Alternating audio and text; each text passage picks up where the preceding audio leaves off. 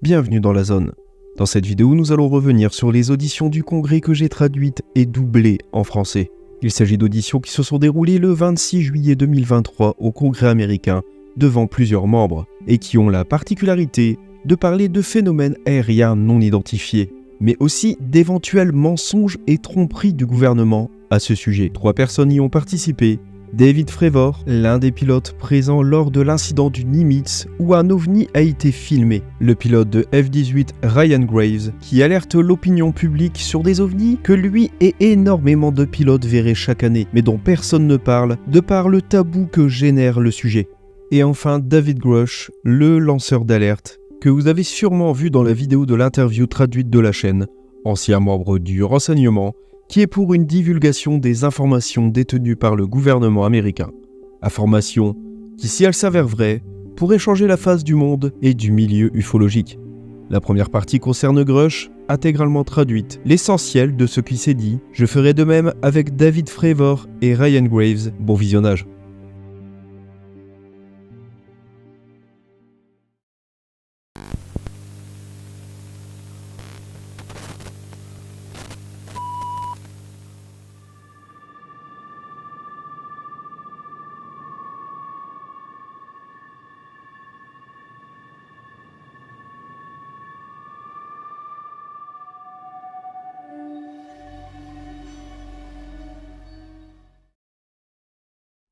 Je m'appelle David Charles Grush.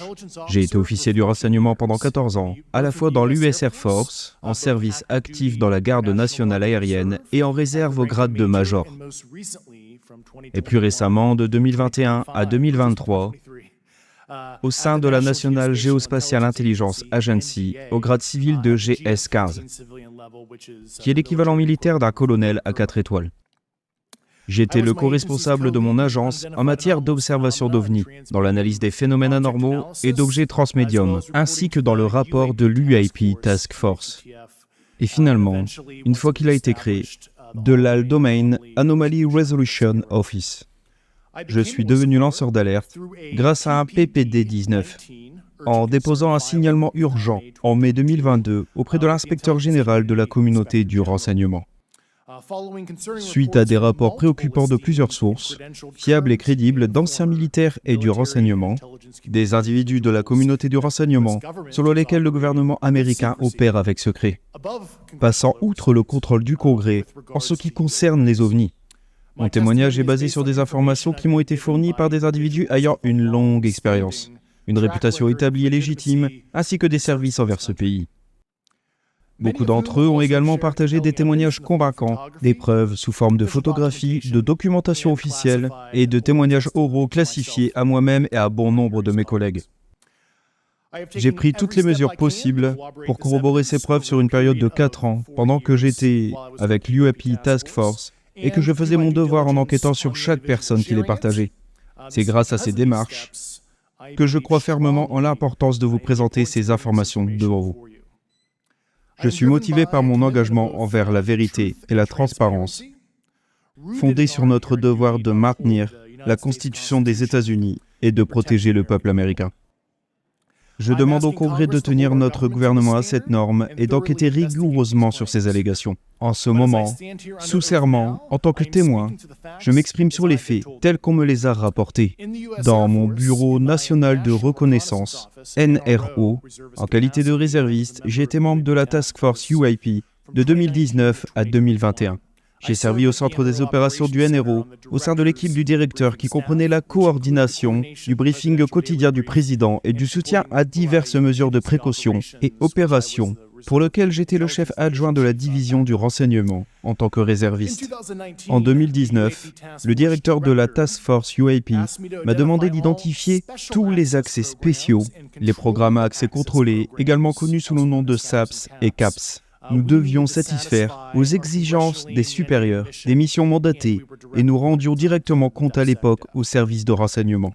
À l'époque, en raison de mon rôle de soutien au renseignement de haut niveau, j'avais une habilitation pour littéralement tous les départements et occupais un poste d'extrême responsabilité et de confiance, tant dans mon rôle militaire que dans mon rôle civil. J'ai été informé, dans le cadre de mes fonctions officielles, d'un programme de récupération et d'ingénierie inversée d'OVNI sur plusieurs décennies, auquel on m'a refusé l'accès à des informations supplémentaires lorsque je l'ai demandé.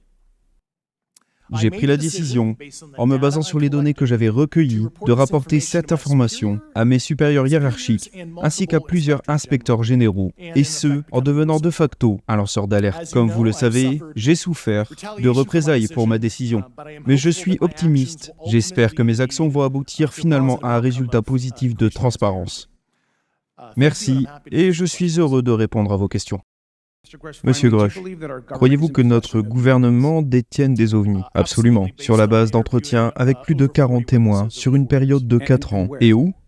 Je connais les emplacements exacts, et ces emplacements ont été fournis à l'inspecteur général et à un certain membre des comités du renseignement. Je connais en fait les personnes ayant des connaissances de première main, et cela m'a permis de transmettre les informations confidentielles à l'inspecteur général. Monsieur Grush, merci d'être ici, mon ami. Merci à vous tous également. Avez-vous subi des représailles pour l'un de vos témoignages ou quoi que ce soit dans ce sens? Oui, je dois faire attention à ce que je dis en détail, car il y a une enquête ouverte sur les représailles à l'encontre des lanceurs d'alerte. En ce qui me concerne, je préfère ne pas compromettre l'enquête en fournissant des données susceptibles d'aider à identifier quelqu'un. Mais cela a été très brutal et très malheureux. Certaines des tactiques qu'ils ont utilisées pour me blesser, à la fois professionnellement et personnellement, pour être tout à fait franc. C'est très regrettable, comme je l'ai dit. Quand vous êtes une cible facile, c'est à ce moment-là qu'ils tirent le plus sur vous. Avez-vous connaissance de personnes qui ont été impactées par cela, dans le cadre d'efforts visant à dissimuler ces technologies extraterrestres? Oui. Personnellement. Y a-t-il eu des meurtres que vous penseriez connaître ou avoir entendu parler, je suppose? Vous devez être prudent en me posant cette question. J'ai dirigé les personnes qui avaient ces connaissances envers les autorités compétentes. Peut-être si nous avions accès à une zone confidentielle sécurisée, nous pourrions en discuter. Malheureusement, nous nous sommes vus refuser cet accès. Et c'est très regrettable. Monsieur Grush, et vous, quelle a été votre expérience après que vous vous soyez manifesté? Eh bien, cela ne fait que 2 mois environ, alors je suppose que mon expérience a été un soutien écrasant de la part d'anciens collègues qui m'ont envoyé des messages privés. Je vous en suis reconnaissant, mais j'ai eu connaissance d'activités de représailles prévues à l'encontre de moi-même et d'autres collègues, et cela me préoccupe beaucoup. Provenant d'où? De certains hauts responsables de précédentes agences avec lesquelles j'étais associé. Mais je peux fournir davantage de détails dans un environnement clos. Eh bien, j'espère que vous comprenez qu'il y aurait un rejet de toute tentative de diffamation et de diabolisation ou d'autres représailles contre nos témoins et les personnes qui disent la vérité et leur point de vue. Oui, certains de mes collègues ont été violemment attaqués sur le plan administratif.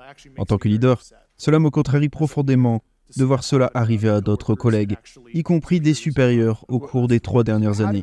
Comment expliquez-vous cette réaction? Cela semble être une réponse étrange. J'appelle ça du terrorisme administratif. C'est leur arme pour nous réduire au silence. Les personnes en particulier au sein du service gouvernemental se soucient de leur carrière. Ils tiennent à leur habilitation de sécurité, à leur réputation pour gravir les échelons.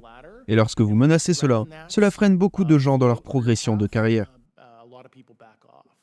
Mais je suis là pour représenter ces personnes.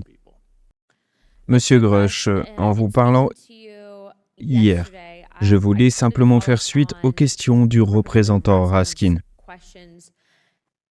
Au cours des dernières années, avez-vous connu des incidents qui vous ont fait craindre pour votre vie en abordant ces questions? Oui, personnellement. Je veux juste que tout le monde note qu'il se manifeste par peur pour sa vie, afin de mettre les choses en perspective, car s'il n'avait pas peur que ces informations soient divulguées, pourquoi serait-il intimidé de la sorte? À votre connaissance, est-ce que des intelligences non humaines collaborent avec des gouvernements étrangers dans le cadre de programmes d'échange technologique ou de rétro-ingénierie? Je n'ai pas de données à ce sujet. Avez-vous entendu ou avez-vous eu des personnes qui se sont manifestées pour présenter ces preuves? Pas pour ce sujet particulier que vous venez de mentionner. Ok, le 19 avril, le docteur Kirkpatrick, responsable de l'ARROW, a déclaré qu'il n'avait trouvé aucune preuve de pan. Vous avez également déclaré dans votre interview que vous l'avez informé des informations que vous découvriez, mais il n'a pas fait de suivi avec vous. Les éléments que vous avez révélés étaient-ils pertinents pour la sécurité nationale? Oui. Lui et moi, nous avons eu une conversation classifiée en avril 2022, avant qu'il ne prenne la direction de l'ARROW. Aussi en juillet 2022, et j'ai partagé avec lui certaines préoccupations que j'avais. Savez-vous pourquoi il n'a pas fait de suivi avec vous? Malheureusement, je ne peux pas lire dans ses pensées. J'aurais souhaité qu'il le fasse également. J'étais heureux de lui donner des conseils sur où chercher lorsqu'il a pris les rênes de l'ARROW. D'accord, et ma dernière question pour vous avant de passer à Monsieur Graves est la suivante. Vous avez reçu l'approbation du département de la Défense pour parler de certaines questions, n'est-ce pas? C'est exact, par le biais d'un processus de prépublication et d'examen de sécurité du DOD. Et je tiens simplement à rappeler au public qu'ils ne font qu'examiner les choses du point de vue de la sécurité. Ce sont mes propres points de vue et opinions personnelles et non ceux du département. D'accord, je comprends. Je comprends votre préoccupation. Car je pense qu'il y a de nombreuses personnes qui aimeraient vous discréditer. Cela confère une certaine crédibilité à votre témoignage. Monsieur Grush, de par votre précédent travail gouvernemental, avez-vous rencontré des personnes ayant une connaissance directe ou avez-vous vous-même une connaissance directe d'engins d'origine non humaine? Oui, j'ai personnellement interrogé ces individus. Avez-vous des connaissances ou avez-vous des raisons de croire qu'il existe des programmes dans le domaine des technologies avancées qui ne sont pas autorisés? Oui, c'est le cas. Lorsque vous dites qu'ils échappent à la supervision du Congrès, que voulez-vous dire? Question complexe. Je crois qu'il y a un problème d'abus dans la manière où le Congrès surveille les programmes conventionnels d'accès spéciaux. Pour illustrer cela, je vais prendre l'exemple de la section 119 du Code des États-Unis, qui traite de la surveillance par le Congrès des SAPS. Plus précisément, elle aborde la possibilité pour le département de la Défense de ne pas être tenu de rendre des comptes au Congrès en ce qui concerne ces programmes. Je ne veux pas vous interrompre, mais comment un programme de ce genre est-il financé? Je vous donnerai des généralités. Je peux être très précis en privé. C'est une mauvaise utilisation de fonds. Ok. Est-ce que cela signifie qu'il y a de l'argent dans le budget qui est censé être alloué à un programme et qui est utilisé pour autre chose? Oui, j'ai des connaissances spécifiques à ce sujet. Pensez-vous que des entreprises américaines facturent trop cher certaines technologies qu'elles vendent au gouvernement américain et que cet argent supplémentaire va à des programmes? C'est correct, à travers quelque chose appelé IRAD. L'imagerie satellite. Parlons de l'imagerie satellite. Nous avons des satellites partout, certains que nous connaissons et beaucoup dont nous ne sommes même pas conscients. Nous prenons des photos de tout à chaque instant. Avez-vous une connaissance directe à ce sujet? Parlez-vous à des personnes ayant une connaissance directe de l'existence d'imagerie satellite de ces événements? C'était l'une de mes principales tâches à l'AGI, puisque nous traitons, exploitons et diffusons ces informations. J'ai vu plusieurs cas, dont certains, à ma compréhension. Bien sûr, j'ai quitté l'AGI en avril, donc c'est ma date de fin d'information. Mais j'ai personnellement examiné à la fois ce que nous appelons la collecte aérienne et autres sources. Et je ne peux pas expliquer ces choses de façon simple. J'ai d'ailleurs un diplôme en physique. Et je suis conscient que vous n'avez pas vu ces rapports. Malheureusement, ils n'ont pas été vus et je ne sais pas pourquoi. Avez-vous une connaissance directe à ce sujet? Avez-vous parlé à des personnes ayant une connaissance directe, selon laquelle ces imageries s'appliqueraient aussi au site de crash, à des images de crash? Je ne peux pas discuter de cela dans une session publique. Ok. Avez-vous des informations indiquant que le gouvernement américain est impliqué dans une campagne de désinformation visant à nier l'existence de certains OVNI?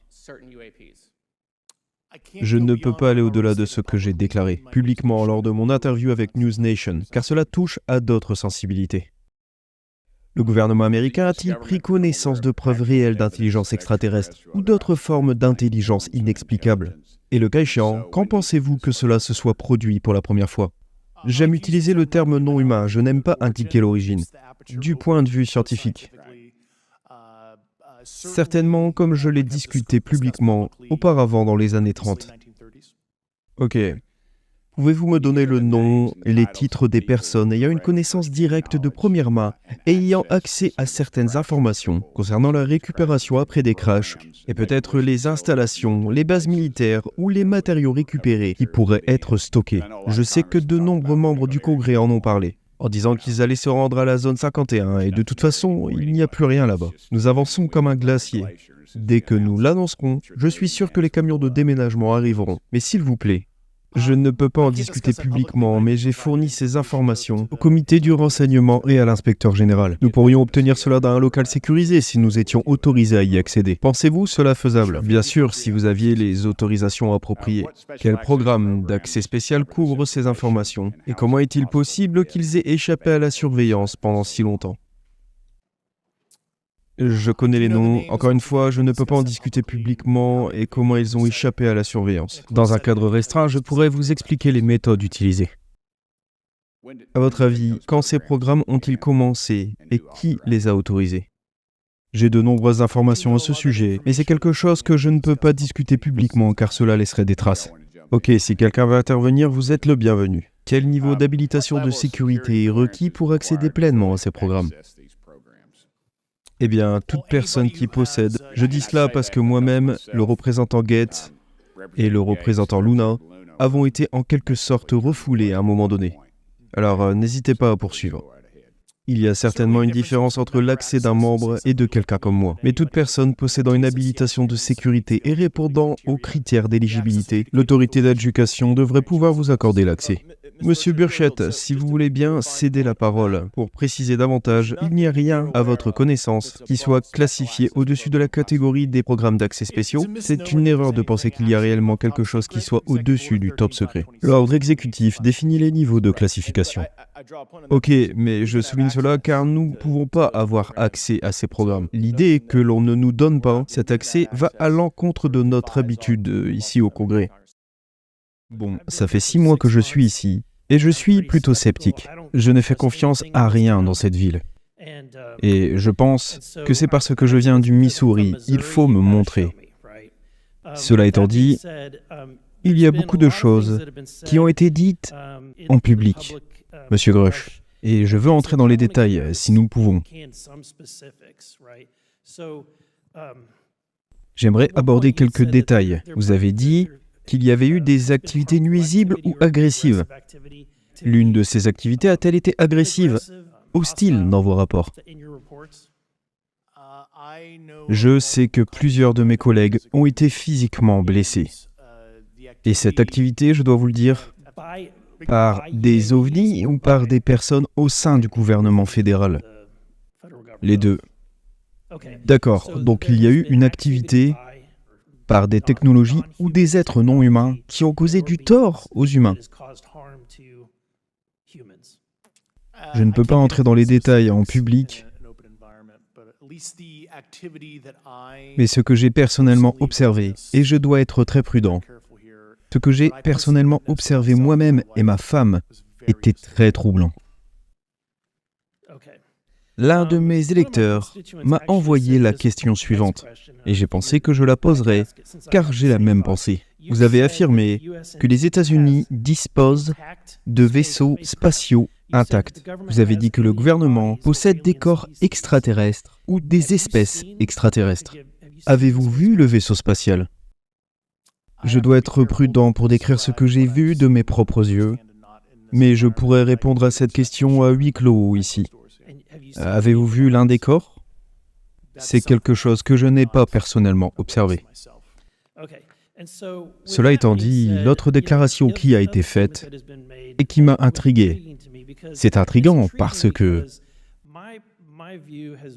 ma vision a toujours été que nous sommes à des milliards d'années de tout autre système. L'idée qu'une espèce extraterrestre suffisamment avancée technologiquement pour voyager à des milliards d'années-lumière arrive ici et soit d'une manière ou d'une autre assez incompétente pour ne pas survivre sur Terre ou se cracher est quelque chose que je trouve un peu difficile à croire. Cela étant dit, vous avez mentionné qu'il y a un potentiel interdimensionnel. Pouvez-vous approfondir cette idée? Je vais répondre à votre première question, et je suis ici en tant que témoin de faits et expert. Les avions s'écrasent, les voitures ont des accidents. Peu importe le nombre de sorties, aussi élevé soit-elle, un petit pourcentage se terminera en échec de mission, comme on dit dans l'Air Force. En ce qui concerne la multidimensionnalité, la chose, le cadre avec lequel je suis familier, par exemple, est quelque chose appelé le principe holographique. Il découle de la relativité générale et de la mécanique quantique. C'est-à-dire, vous pouvez imaginer des objets en 3D qui projettent une ombre sur une surface en 2D. C'est le principe holographique. Vous pouvez être projeté, quasi projeté de l'espace de dimension supérieure vers l'espace inférieur. C'est une théorie scientifique et vous pouvez traverser littéralement la dimension. Mais il y a probablement des philosophes avec lesquels nous pourrions débattre à ce sujet. Mais vous n'avez pas vu de documentation indiquant que c'est ce qui s'est produit. Seulement une discussion sur un cadre théorique.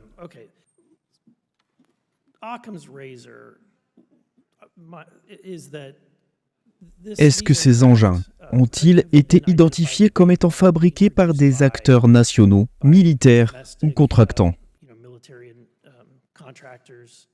D'après ce que je sais, les récupérations sont antérieures aux nombreux programmes avancés que j'ai déjà évoqués. Serait-il prudent de dire qu'il pourrait y avoir un scénario aujourd'hui où un engin s'écrase et a été impliqué dans un programme d'une agence fédérale, mais que les personnes qui le récupèrent ne soient pas conscientes de ce programme, ce qui pourrait donner l'impression qu'il est d'origine extraterrestre pour elles. C'est une situation hypothétique. Je ne suis pas au courant d'une situation historique qui correspondrait à ce que vous avez décrit. Vous n'êtes pas au courant, cela ne s'est pas produit à votre connaissance. Pas que je sache. Monsieur Grush, j'ai quelques questions pour vous également ce matin. Pensez-vous que les responsables au plus haut échelon de notre appareil de sécurité nationale ont illégalement retenu des informations au Congrès et sapé notre autorité de surveillance ? Il y a certains dirigeants élus qui avaient plus d'informations, je ne suis pas sûr de ce qu'ils ont partagé, avec certains membres du groupe des 8 ou autres, mais certainement. Je ne serais pas surpris. Vous avez affirmé que le gouvernement détient potentiellement des engins spatiaux non humains. En vous basant sur votre expérience et vos nombreuses conversations avec des experts, croyez-vous que notre gouvernement a établi un contact avec des extraterrestres intelligents ? C'est quelque chose que je ne peux pas discuter en public.